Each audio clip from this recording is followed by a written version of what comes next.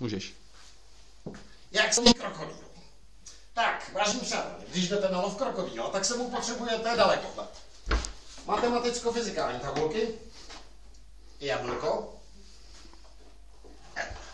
hřebík, špendlík,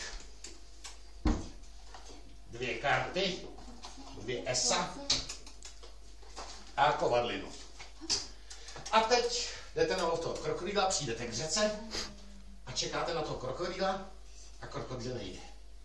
Začnete se nudit, vytáhnete jedinou knihu, kterou tam máte, a to jsou ty matematicko-fyzikální tabulky. A začnete číst ty matematicko-fyzikální tabulky. Jenže takový matematicko-fyzikální tabulky, to je pěkná otrava a vy u toho brzo usnete.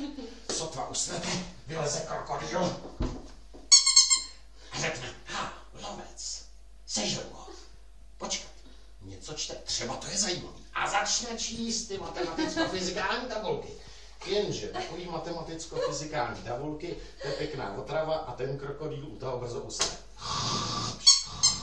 Sotva usne krokodýl, vy se vzbudíte, chcete si ho jít prohlídnout na krokodýl, jenomže jak jste rozespali, vy dáte ten dalekohled, dáte si ho obráceně a ten krokodýl je takový malinkatý.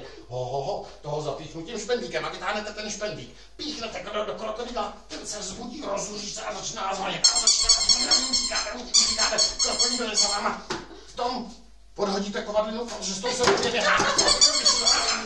Nejradši byste vylezli na nějaký strom, ale široko daleko žádný není. V tom vytáhnete jablko, hodíte jablko na zem, jablko nepadá daleko od stromu a vy vylezete na ten nejbližší. A jak jste v té koruně toho stromu, krokodýl se na vás sápe, vy se mu takhle ze zhora smějete, v tom vytáhnete hřebík, pichnete mu ho do oka, krokodýl řekne: já moje oko, vy vytáhnete ty 2 karty, ty 2 a se řeknete královský. A krokodýl řekne: to jsem z toho jelen, a vy vytáhnete příručku, jak se loví jeleň.